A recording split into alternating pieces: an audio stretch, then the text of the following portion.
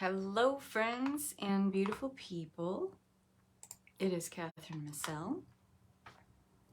Hello, and welcome to this Higher Desires, Higher Frequency Outcomes Masterclass.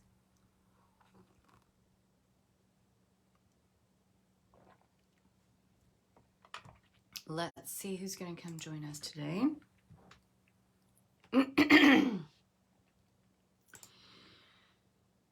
So, you may want to have, hi, Catherine. You may want to have a piece of paper and a pen, because we're going to be jotting a few things down here today. Let me just make sure I'm live in the right place and we'll get started. Okay, cool. And then I can see your comments as well. So, and maybe we'll get lucky and have some people join us as we go. So, you have two different kinds of desires. Hi, Nicole. Hello, lovely lady. We have two different kinds of desires. One kind of desire is something that is coming from our inner positioning of an unconscious belief system. These desires are created from a sense that we have certain misperceptions, we have attitudes, assumptions, beliefs about ourselves, about who we are, that are actually not true. But they've accumulated over a lifetime. They are beliefs that we have, assumptions, attitudes about ourselves, misperceptions, misunderstandings of who we think we are based on the evidence of how we've responded to certain situations that have triggered us in the past, traumatic events, situations, interactions, interfacing with people or events where we have responded in a way where we felt like we needed to protect ourselves, we needed to rescue ourselves in those situations. And so what happens from this natural built-in mechanism that we have called the ego and the reptilian brain, essentially, is how we protect ourselves, how we survive, how we get through something. Now, surviving something and getting through something is quite different than responding in the highest and most favorable way to a situation or a person or an altercation or something like that. And so these kinds of desires that I'm talking about in this first category are based off of what we think we want out of life in order to compensate for these beliefs, assumptions, attitudes that we have created about ourselves. No one else gave us these beliefs. We have to take full responsibility and have full accountability for these beliefs that we created about ourselves, about our situation, about the truth of who we think we are, which is not really based in truth at all. It was how we reacted at a time in life where we just didn't know any better, okay? This doesn't make us wrong. This doesn't make us imperfect. This doesn't make us, fallible, faulty. All it shows us, and the only evidence that it has, is that we responded from a place that we just didn't know any better. Maybe we didn't know we had different choices. Maybe we didn't, have certain feelings about ourselves at that time that we do now, which is a more compassion and understanding of who we are now based on life's travails. And so these desires, they don't come from a place of purity. They don't come from a place where we've decided, I'm already whole. And so this enhances my experience of feeling whole. Rather, this first kind of desire is a way of compensating for where you feel lesser than. These desires come from a place that they attempt to be evidence for what you are already thinking or believing about you to be true. So a good example would be, I'm poor. My whole family's always been poor. That's my legacy. We've always been lower middle class. I can never get above this sort of income threshold. Whenever I come into money or I'm flush with money, something happens and it goes away. I must be, rotten at the core somehow. Something must be wrong with me at birth. All of these things, these misperceptions that we have about ourselves. So in order to deal with that, we create a kind of compensating logic. Well, if I create a desire that I'm going to be wealthy and make $20,000 months somehow, whatever, maybe you own your own business, maybe you're going to win the lottery, whatever, you've set it up in your mind as a way to then have this desire and use it in a form of compensating logic so that you can accredit those beliefs you have about yourself, those misperceptions that you hold about yourself. Does this make sense? So it doesn't ever really solve the problem or alleviate the issue of, but I feel poor. I feel like I'm not allowed to have money. I feel like my legacy, my destiny, my genealogy dictates that we just don't have money. And that's just me being part of that generational legacy. So we'll end up creating these desires where we get to live in this place of hope, but never really dealing with the misperceptions that we have about ourselves and how we frame our entire reality from that definition. And so that, that self-negating identity that we create based on the list of incompletes that we have, when we are taking our cues from that and creating our desires from that, these desires will never be pure. They're not based in a wholesome truth about who you really are. And even though you can absolutely manifest your reality from this place, because that is manifesting from a lack matrix. We've been doing that on this planet for thousands of years, manifesting from a lack matrix. But here's the thing about manifesting and creating desires and hoping to fulfill desires when you are creating from a lack matrix. They are desires that are not sustainable. They tend to, if they do concretize or ground in your reality, they tend to not be long lasting. They have an expiration date.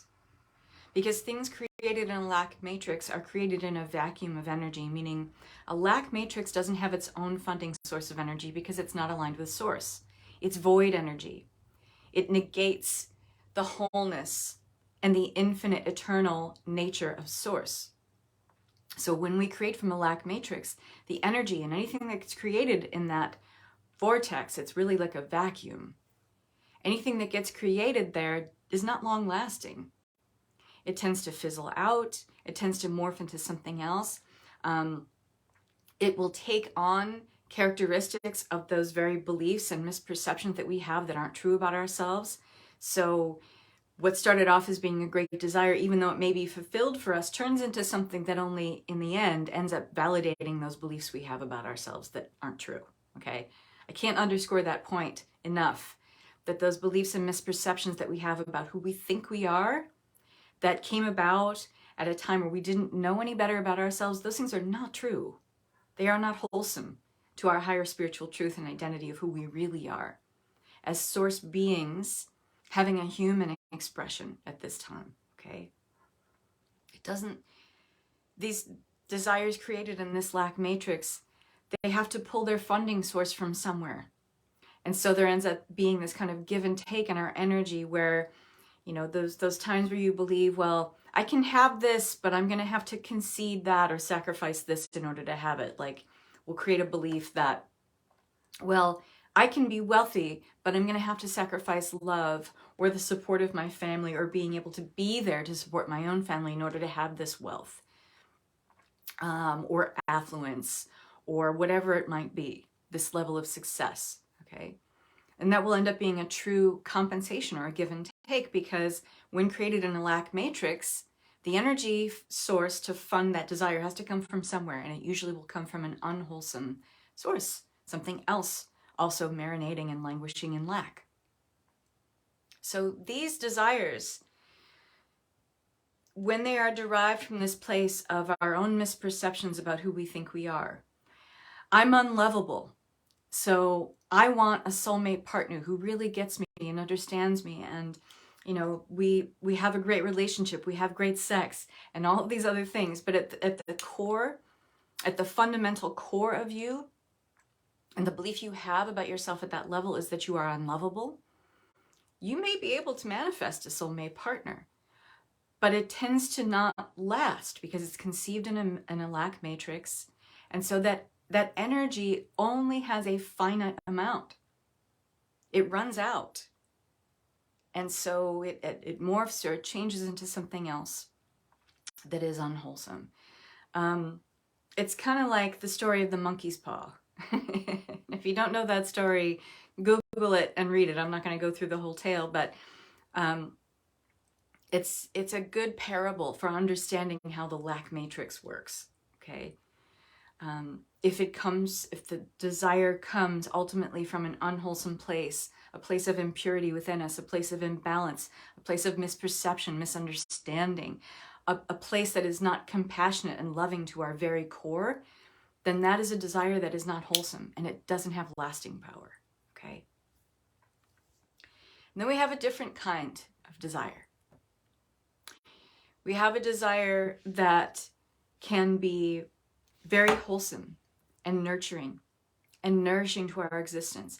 It tends to come from an energy, and it does come from a source matrix. This is an organic energy system that is an open system, not a closed system. So that means it is a infinite funding source for your desires. So when your desires are conceived from this place, from this energetic connection or frequency bandwidth within you, you're connected into the organic source matrix. You're connected into a grid of energy that is endless in supply.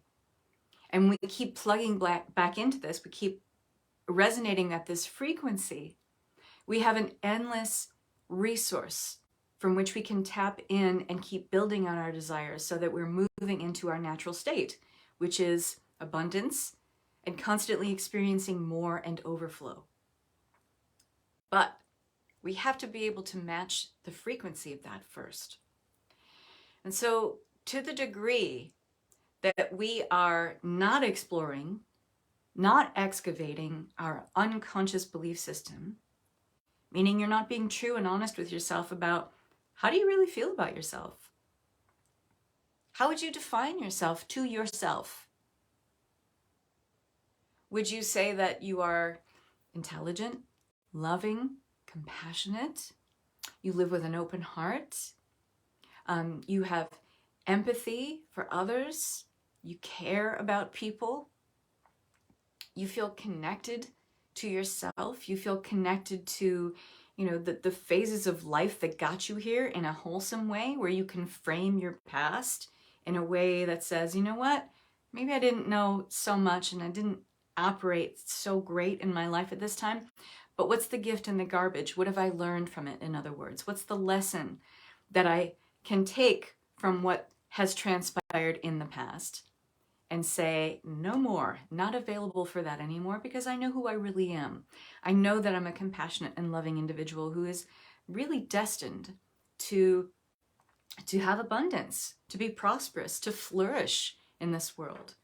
That's my natural destiny. That's my natural state. And so I'm choosing to see my reality. I'm choosing to frame my entire worldview from this place of the universe is essentially benevolent. My place in it is also benevolent. I'm here to do great things. And so the resources that I require to do great things, they're already here and they're not externally sourced. It's about tapping into that frequency and resonance within you. And from that place, you understand that everything you're asking for, all the resources you need to build out your higher, available, abundant destiny, is inwardly sourced, not outwardly sourced. There is no experience that exists outside of you. And at first blush, upon hearing that, you're like, what the frig does that mean? Think about it. From your viewpoint, from your worldview, how you look at the world, how you experience the world, it's not something that exists outside of you. That is an intangible conclusion.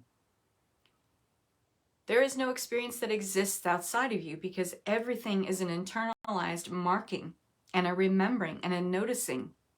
It is an inner experience through your, sensory feedback that is beyond the senses and within your human senses, your 5 human senses, but also from an intuitive sense as well.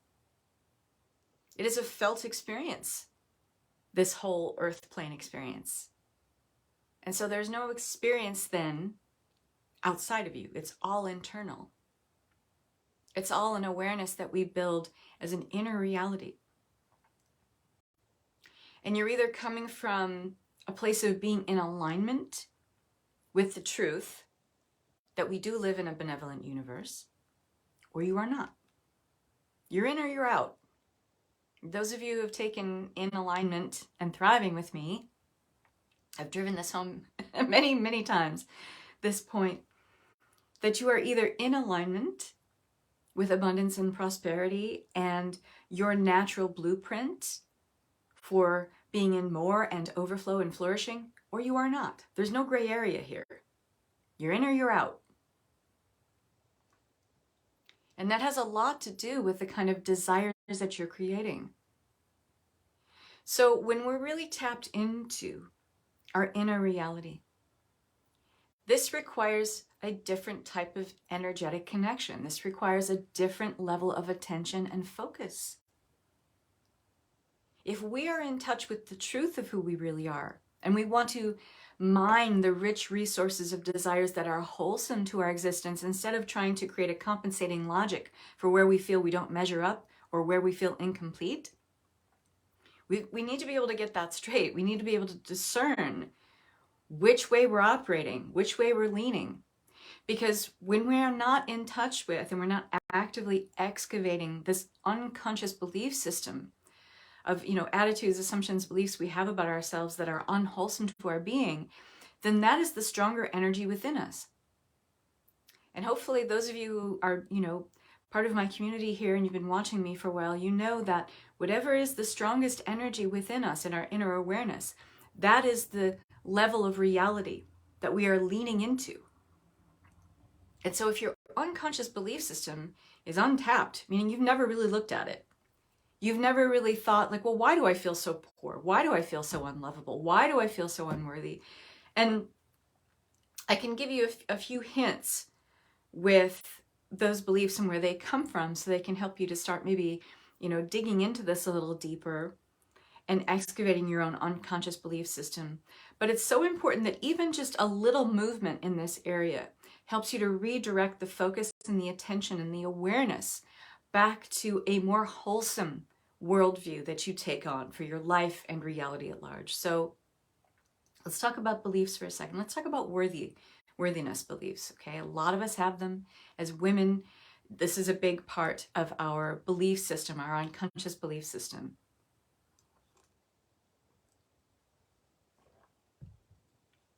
Worth beliefs have a lot to do with unfulfilled nurturing, derived.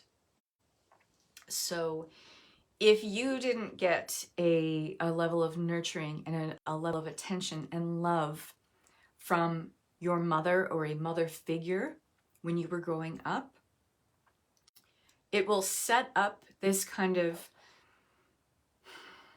belief imperative that I must not be worthy. If I didn't get the attention that I needed, if mom didn't give me what I needed, to feel loved, whether it was being breastfed or being coddled or being, talked to and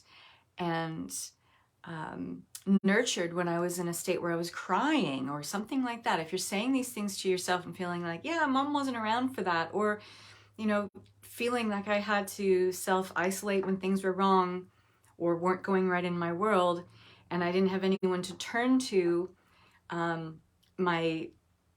when I was having hurt feelings, they weren't validated, I wasn't seen when I was in pain. These all add up to unworthiness feelings when we're adults. And this ends up being mother-derived. If we are in a place where we can't acknowledge our accomplishments, if we have beliefs that no amount of success is good enough, No matter what we do, it's never going to be perfect. So sometimes why even bother? If it's not going to be perfect, why bother? Anywhere we don't notice our own achievements and don't celebrate our own accomplishments, this is an acknowledgement issue. And this is usually father derived. Most of the time it's father derived. So if you have these deep feelings of, I can't trust myself, I can't trust myself, I can't trust others, I can't trust the world at large, nothing is really as it seems, I can't even notice myself, I don't notice the good things in other people, I only, use my own worldview, how I look at myself to project that onto other people and say, well, they're not all that either. So perfectionists, people who can't acknowledge or celebrate small victories, things like that, that ends up being father derived. So if you're a perfectionist, you can't acknowledge your own accomplishments, the things that you've done in this lifetime that are really good. I mean, hell, you're still breathing, you're still drawing air, you got here. Do you celebrate that? Well, if you don't, maybe that comes from dad or your father figure who didn't give you the acknowledgement or the recognition for even those little things in life that maybe you don't think of as a big deal, but when you're a kid, they're a very big deal, especially when those things go unnoticed. It's such a big deal that it becomes a story that we live our lives by in our adult lives, okay? So anywhere you also feel you don't have the capacity. So if you have an unconscious belief that I don't have the capacity, I'm not capable, this is also father derived. This is an experience of the father, wanting something from you, but you didn't know what it was. I definitely have this. I definitely have this. I have all these things I'm talking about, but I've worked through them because I've worked through one by one, sometimes painstakingly so, these unconscious beliefs that I built up, figuring out where they came from, and looking at also that it's not mom's fault really, because mom was dealing with shit that I didn't know about as a little kid, but I wasn't in the cognitive capacity to be able to realize that when I was a little kid, but I am now. And so I can be in a place of compassionate witness energy for understanding why I didn't get the things that I needed, and it's nobody's fault because they were dealing with their own shit. And they're, like I am now at 50 years old, coming to, realizations that, maybe my parents never did about their own upbringing, about the things that they didn't get when they were growing up. So these father-derived kind of experiences of, if we had this growing up, I feel like my father wanted something from me, but I didn't know what it was. This can end up with, or you can end up with the feeling as an adult, feeling like you don't have the capacity or the capability to pull something off. And you may very well have all the tools, the full skill set to be able to pull something off, but you'll constantly feel like, no, I don't have the capacity, or there's not enough resources, I'm not enough, I don't have the capability. And we end up, missing out on so many of life's opportunities because of these unconscious belief systems. And these unconscious beliefs, one by one, they add up, and they can create then a feeling like, well, I better create this kind of desire to compensate for this belief. So it's an unconscious kind of connect the dots that you're making in your inner reality. But if you don't know that you're making these connections, then you simply don't know. And you go on living your life creating desires that are unwholesome to you, and you end up scratching your head wondering why they don't ever manifest, or why they do manifest and then they go away, or why we self-sabotage them. Because the beliefs that come, the desires that come from these beliefs that try to compensate for where we feel incomplete, they're never conceived in a source matrix, an organic matrix of infinite resources and energy. They're conceived in a matrix of lack. They don't have lasting power. And so we want to move away from making these kinds of desires for ourselves. We want to move into and create a resonant frequency with that we can, go back into. And we notice we go in and out, and we go in and out of this kind of connection with source. That's okay. It's not the point to stay in it all the time. And in a duality realm, such as 3D Earth, we live in a realm of contrast. This is a giant playground of contrast. So don't think that once you make this connection that it's going to be consistent. You're going to be in this resonant frequency of resonating the highest level of your soul's blueprint of abundance all the time. We get taken in and out. What is more important is that you can understand what it feels like to be out of alignment, to feel that disconnect, and then to be able to make the inner adjustment and go back in. Create a level of discernment about when you're out of this level of alignment, why you're out, what are you thinking? What takes you out of that level of alignment is exactly what's going on in here. You think it's something that's going on out there. It never is. It is how you are responding to your external environment, in your inner reality. And what's great about that is you always have the power. You can't control what's happening outside of you. You can try, and good luck with that, but that's an exercise in futility. I wouldn't waste your time or energy or awareness or focus on it. What you can change and what you always have control over is your response to your external reality. How solid is that? How much do you trust yourself? How much do you feel worthy of being able to change a situation around? Sometimes we're so resigned to our victim mentality or our perceived imperfections and our perceived list of incompletes that we're like, it's not even worth it for me to try to turn this around because it's just going to go back to this eventually. Well, you're stating that inner resonance, and whatever you state as something, well, this is what I'm going to feel. This is what I'm resigned to. Your body is listening. Your subconscious is listening. Your subconscious is going to just look for more cues to prove you right in that assessment. Because that's what your subconscious does. It helps you out.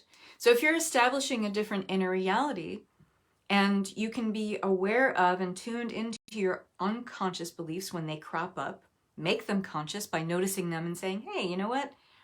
This actually isn't true about me at all. I used to think it was true about me, but I actually have so much evidence to show me that it's not true. I actually have, so many opportunities to show my ego that assessment about me is outdated and it's incorrect.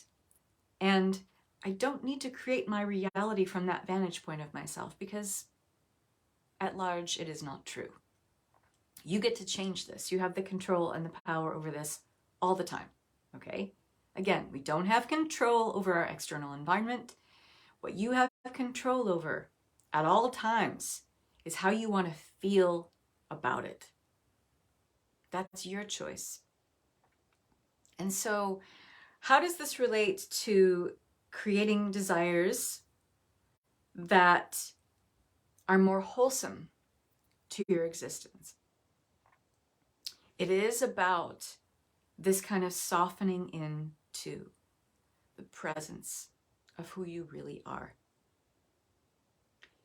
Any soul-derived desires, meaning it comes to you through soul speak.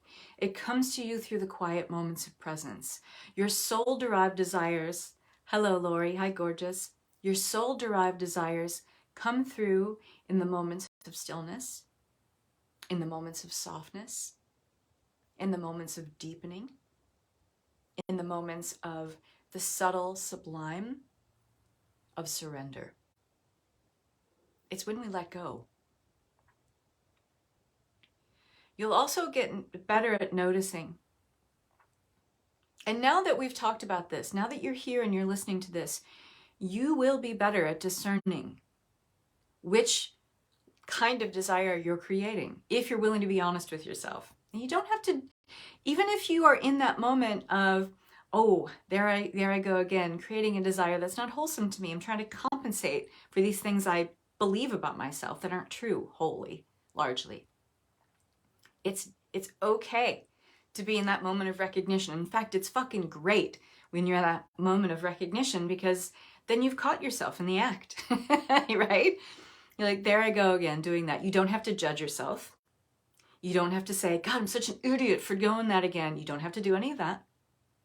You can do what I do, which has actually been very helpful. I'm like, oh, there I go again. Okay, cool. Glad I caught it. Glad I caught it. I saw myself doing it. I get to change it now. I get to redirect that energy. I get to fund the energy towards a different creation matrix, one that is aligned with my soul's journey, my soul's destiny, my soul speak. That subtle, sublime frequency is always connected with you. It's never unconnected. Your intuition, it is always a program, a voice, a subtle frequency. And when I say subtle frequency, I mean that where the ego kicks and screams and throws a tantrum and is loud and telling you about all your fallibilities and all the places where you're wrong or imperfect, where that is happening with the ego, and it's the biggest, loudest, most obnoxious voice in your head. Subtle frequencies that come to us, especially our soul speak, which is our intuitive, direct knowing. So that is the direct knowing that comes from our soul's experience. This information will always be wholesome to who we are. It's always information that drives us towards our ultimate human destiny of prosperity, of abundance, of flourishing. It is always the voice, it's kind of the middleman of source. You could say, or even have the direct experience, that this is source speaking directly to me. That's kind of how I feel when I tap into my intuition. I go deep into the stillness. That soul speak, that subtle frequency, it's quiet. It's found in the quiet. It's found in the pauses. It is found in the breath. It is found in the spaces in between. It's not found in the crosshairs of chaos and confusion, which is a lot of times exactly where we try to create our desires from. I'm so spun out. I am so tapped out. I am so out of ideas. Okay, I'm just going to create this desire and really go for it. That comes from a place where we feel tapped out, and it's like, if I don't have this, then it's all over. Nothing. Then I know I'm not supported. Then I know that if this doesn't manifest, then of course it's not meant for me. Because why would it be? I'm inherently unworthy. I'm inherently not holding the capacity to be able to have this amount of wealth, this love, this success, this achievement, whatever it is. And then your subconscious will find those cues in your external environment to say, see, here you go, you're right. Your subconscious will find cues to prove you're right no matter where you're leaning. Know that. So if you're leaning towards self-discounting, self-diminishing thoughts, your subconscious will back you up. It'll find ways to show you that you're right. Same thing with if you believe that you are whole as you are, that you already possess all that which you already are, and it's just a matter of matching that frequency, aligning with that frequency. If you believe that you're inherently worthy because you are a beautiful individuated expression of Source itself, having a human experience, being on this playground of planet Earth, then that opened up worldview that's very compassionate, very loving, very inclusive, then your subconscious will find ways to back that up too. It's your choice. It's your choice. However you want to fill your boots, as my mentor Joanna says, the universe will help you out. It'll corroborate. It will co-create that with you. So when you're in the space of the silence and the stillness, and you really drop in, and I'm going to take you through an experience with this in just a moment here. When you really drop into the quiet, you realize how much is there. One of the biggest obstacles for us for tapping into this stillness is that we fear the emptiness. We fear the nothingness. Because in our minds, we've created this conflating idea that in the nothingness, that's void. No. Void is an energy that's very full, but it's very full of chaos. It's full of mayhem. It's full of lack. It's full of regret. It's filled with blame. It's filled with resentment. It's filled with hatred. It's filled with anger. It's filled with fear. That's void energy. That's not nothing. Okay? We fear going into the emptiness and the silence because we think that we're going to find something there that we can't handle. There's that capacity belief again, right? There's that unworthiness belief again, right? It's only in the emptiness. It's only when we stop and drop into the spaces in between, into the pause that refreshes, I call it, where we find everything that we need. And we realize that in the nothingness, there resides the everythingness. That's the moment you recognize that everything you're asking for is a shift in your inner reality. It's all there. All the resources that you're asking for that you think show up externally, yeah, sort of, but you have to create the inner resonance with it first. You have to understand that you already are in a place of possessing all that which already is. You are already all that. It's just a frequency match that has to line up. You have to enter a spectrum or a bandwidth of energy to access it. It's already there. Everything you're asking for. And if it's derived from a place where you're in the stillness and you are really listening, you are really surrendering, you are letting go, you are opening up,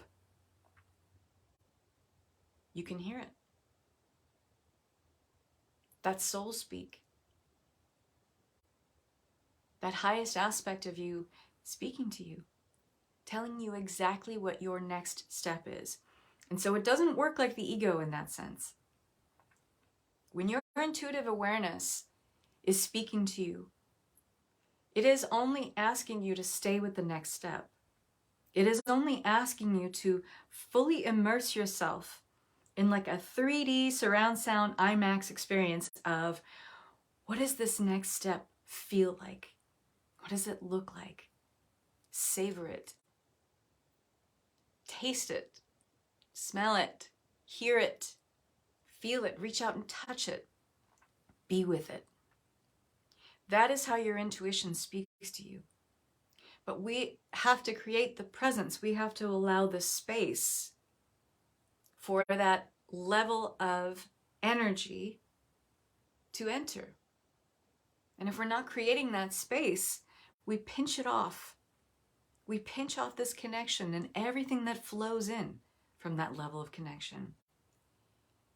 And so that next desire that is helping you build out your soul's destiny, meaning what your soul is really here to do, how it's fulfilling its true nature and purpose through having this individuated expression of a human experience. How? It's all there. It's in the emptiness. It's in the nothingness. Except we've got it wrong in our minds. It feels like nothingness when we first go in because the ego is looking around and saying, hey, what's going on here? I don't have anything to orient myself to here. Because that's constantly what the ego is looking for. If it doesn't have anything to orient itself to, how can it define itself?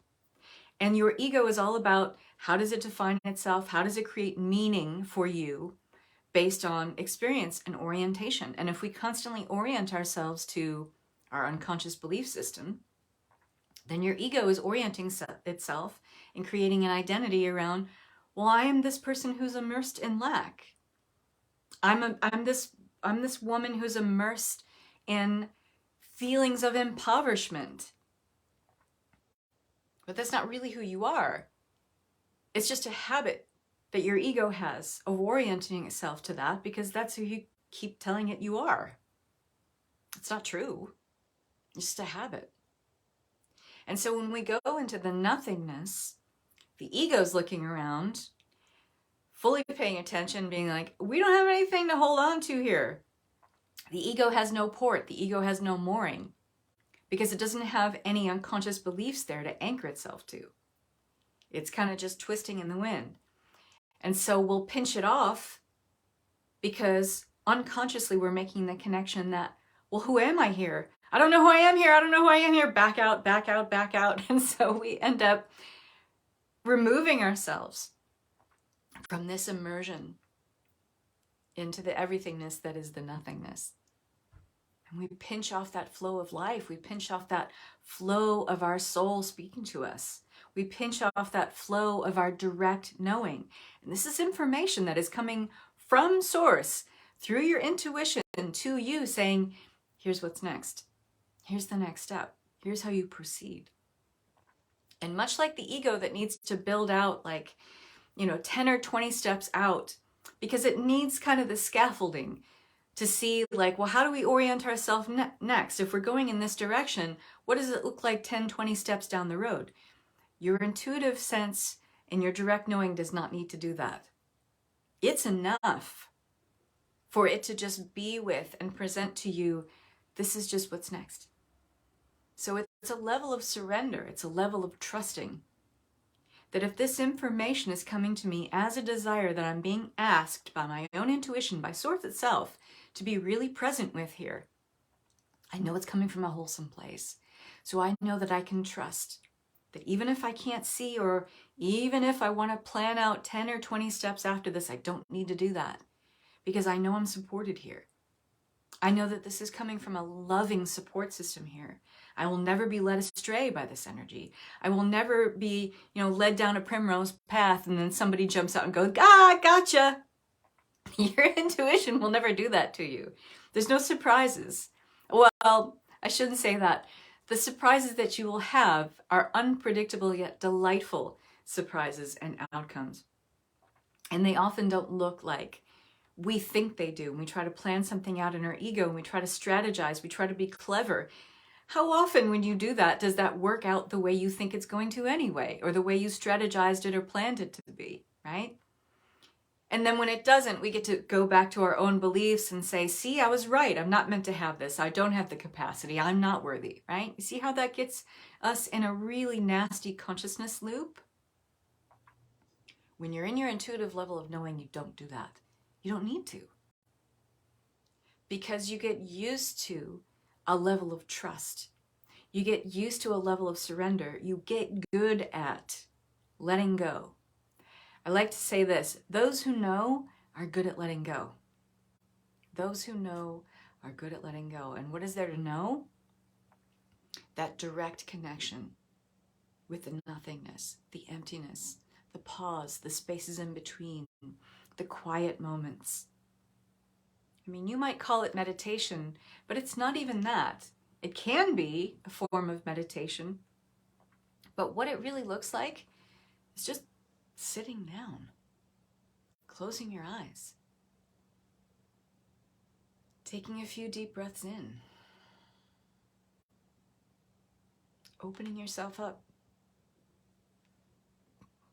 Let the thoughts that are in your head, let them come and go. Let them have their say. Let them get it all out. Let the monkey mind chatter happen. Imagine coming in one ear and going out the other. It's just flow. It's just there. And when we don't get attached to any of it, we can give them free rein to just flow in and out. Hi, Peyton. Thanks for joining us. And when we can be in this kind of stillness, it takes a moment to let those thoughts filter through. And then when we don't attach, we don't stop them, because it's going to be the mind's need to stop those thoughts. It will never be an intuitive need to stop those thoughts and explore and latch onto them.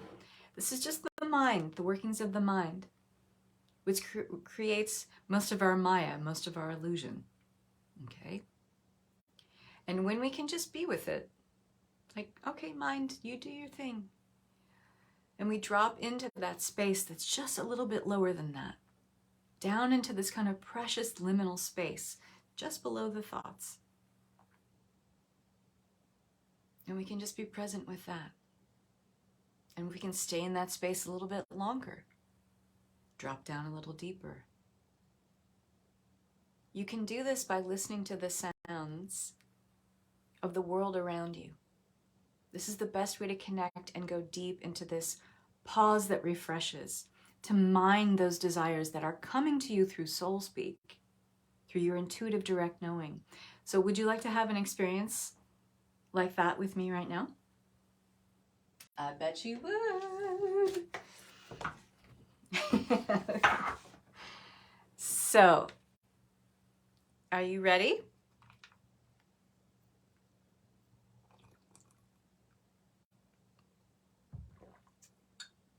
And for those who are just joining, I did ask you to get a piece of paper and a pen, because after I take you through this, I would like you to do just a little bit of automatic writing about what comes through. And it could be anything that comes through for you, because everyone is different in how they connect in this space.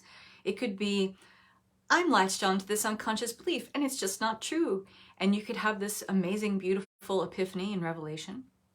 Or you can have a divine connection in the stillness of a desire that is trying to come through you, that is wholesome to your higher spiritual truth right now, not from a place that is coming from the compensating logic of, I'll create this desire in order to prove my list of incompletes right.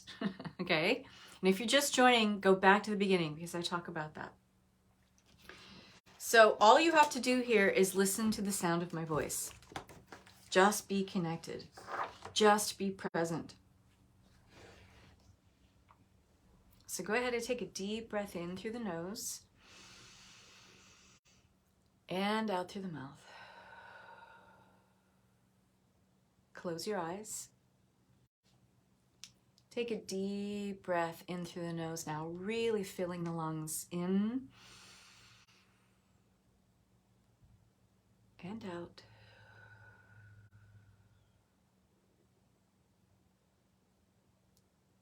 And take one final deep breath in here through the nose, really filling the lungs, and then holding for 3, 2, 1, and exhale. If you are seated, have your feet be flat on the floor. You could have your palms facing up in your lap, your arms just gently resting there. You may want to move your head from side to side and releasing any tension in the jaw, the shoulders. Gently roll your shoulders back. This is a gesture of receiving. It cues the body to open up to receive, because ultimately we have no experience without the body, right? So we can prep it and prime it to be a better receiver. We can cue the body to open up its capacity to receive simply by rolling the shoulders back and opening up the heart center.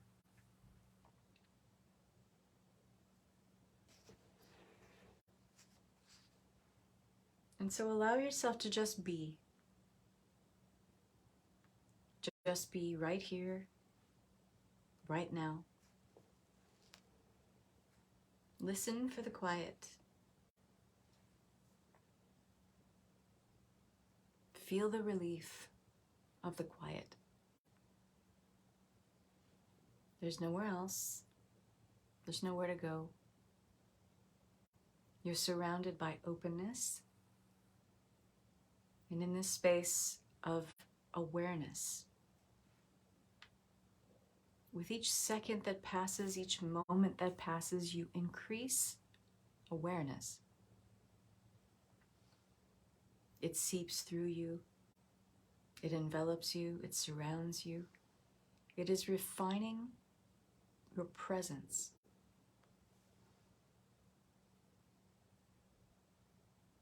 Your presence of self as an expression of the divine.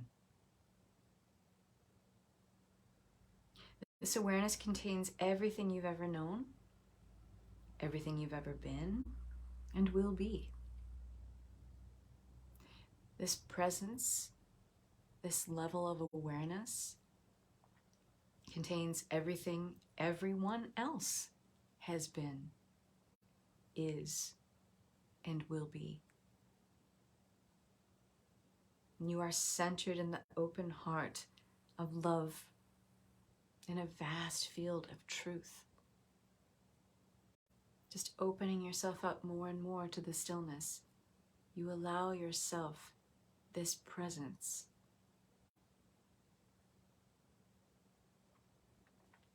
In this place, you're continually being born, being reborn over and over again through desires that are coming through you and from your soul.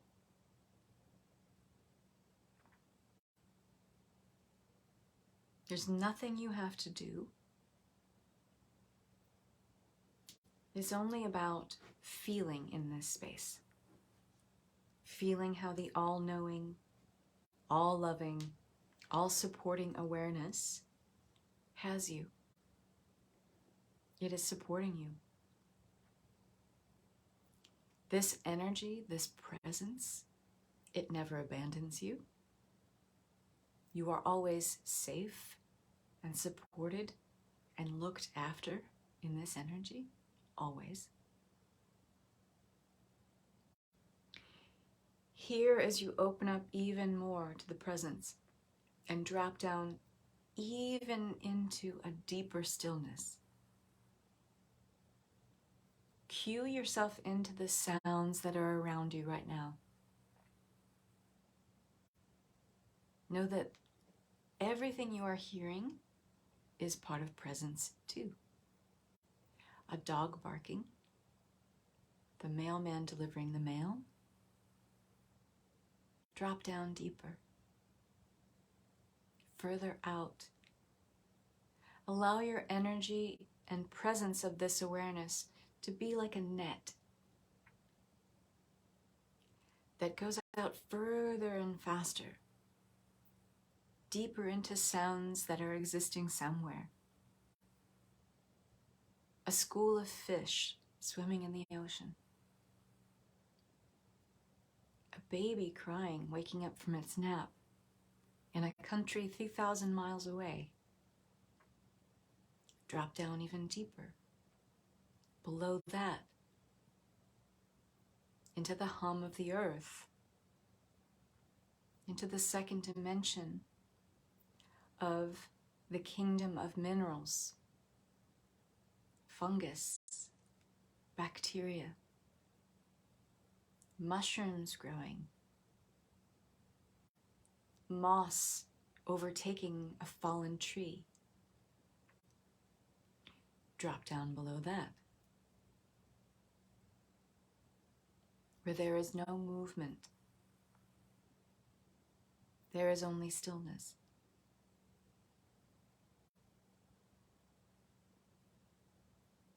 There is a sense of timelessness. Time stops here. There is no movement.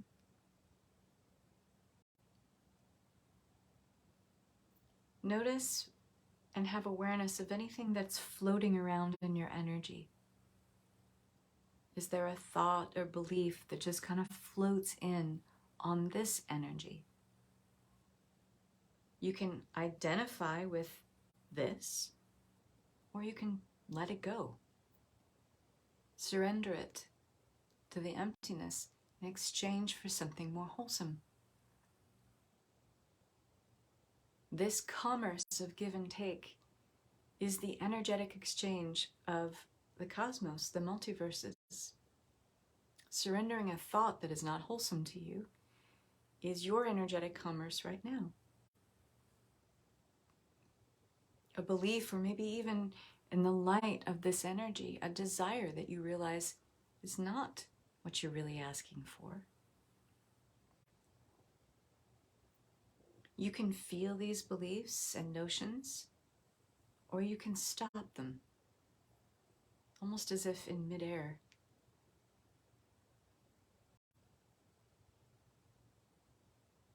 You can add energy to these thoughts or beliefs,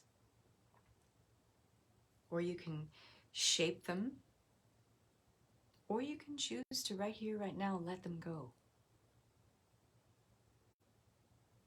The soul speak that is coming through you in this resonance, in this frequency, is giving you information. Are you listening? Are you paying attention? Are you surrendering to it? Are you letting go and letting this energy fully envelop you? Be in this moment. Feel into the softness, the stillness. Let realities that you think are fixed to simply come and go here with a place of neutrality, a sense of wonder, an air of curiosity.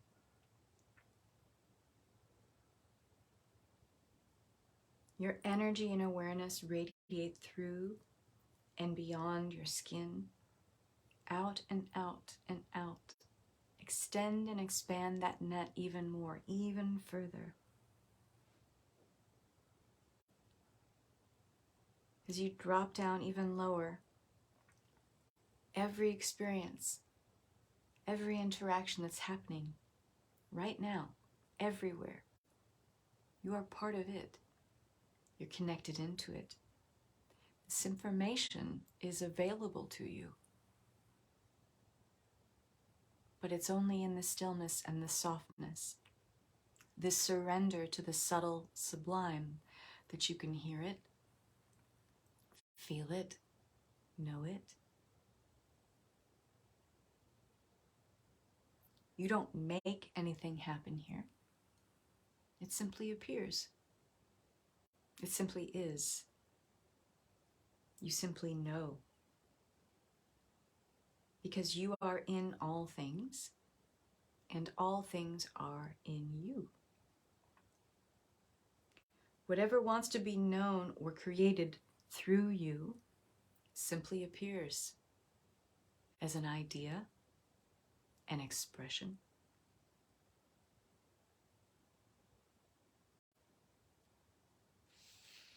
When you leave this experience and this moment, you will feel separate.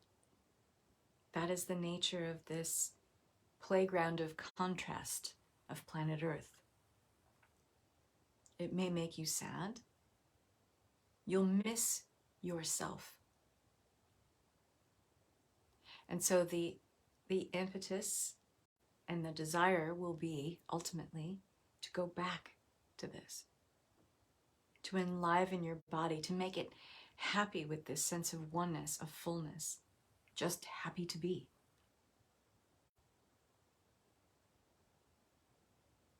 You'll feel sad because you won't see the self that you love in others. You'll see the contrast. But you'll remember that this is just illusion, and that you can go back into this emptiness, back into the nothingness that holds the everythingness, and connect again. You'll realize that suffering in the contrast is a choice, but so you can always move back out of the contrast and go back into the center of everything. Go back into the stillness. Go back into the awareness that runs the currency of the world, the cosmos, the multiverses. Always and ever, what you're looking for is here. Yet the paradox is you enter here so that you may stop searching and seeking. There is no seeking when connected in this resonance, because what we desire simply appears as a knowing, as a feeling. Your answer is in this space. Your solution is in the silence, in the softness. Your true destiny and potential is not available in the chaos and the confusion. It is not something you push or force or hustle to make happen. Rather, it is something you soften into. It is a presence and an awareness you create. And it's only available in the stillness, in the present moment, in the here and now. It is not available at a later date. It's not something you need to lament as part of your past that you'll never get back. It's all right now.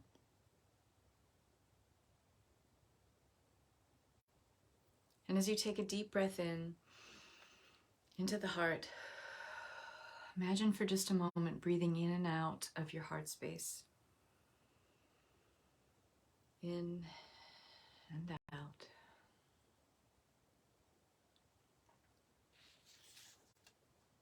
Notice as you come back into full waking awareness, what is the energy for you here? How do you feel? What information has come through for you in this space? What kind of connection do you feel with yourself?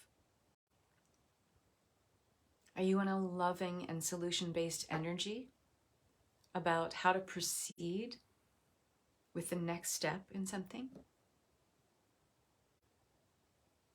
Do you feel like there is a knowing that took hold within you that is so ancient, so deep, so loving, so protective, so founded in support, so connected to guidance? Your desires that come to you from this place become navigation points, way-showing signs on how to proceed through life in alignment with your soul's destiny and your true nature and purpose. Desires that are created in this space are authentic and genuine to who you are in your purity, in your fullness, in your wholeness. The desires that come through in this space are wholesome to your destiny as a soul being living out his or her highest human potential. That felt amazing. There was something that I saw off to the side, but it was so fleeting I couldn't see it fully. I'll have to go back in later to see. Yes, and you can. That's what's brilliant about this. This is not something you have to stand on, one leg under a full moon and can only perform 3 weeks out of the year. This is a connection that you decide to make. It is a choice. It is a conscious shift in your energy to connect here. And the more you do it, you realize how natural it feels, because it is. It's the most natural thing to you. And when we tune into this intuitive direct knowing, you realize that this is just as much of a fulfilling sensory experience as anything else that your body takes in as feedback, sensory stimuli from the external environment, except this is internalized stimuli. You're responding from a place of your inner reality and stimulated by the energy, the commerce of the universe and the multiverses itself. And it's a conscious choice, a choice that you decide to make to plug into this. And the more you do it, the easier the information flows to you, the more wisdom you access, the more natural, direct knowing is available to you because you keep matching the frequency. So the more and more you go back in here, the more adept you become at aligning with this energy. It becomes the most natural thing in the world, and you can just drop into this kind of stillness without a big, long induction, and you can do it in the span of a few seconds. I always drop in so fast when you're guiding. It's truly amazing. Awesome. I'm glad to hear that, Lori. So I encourage you to go back to this and use it throughout this week.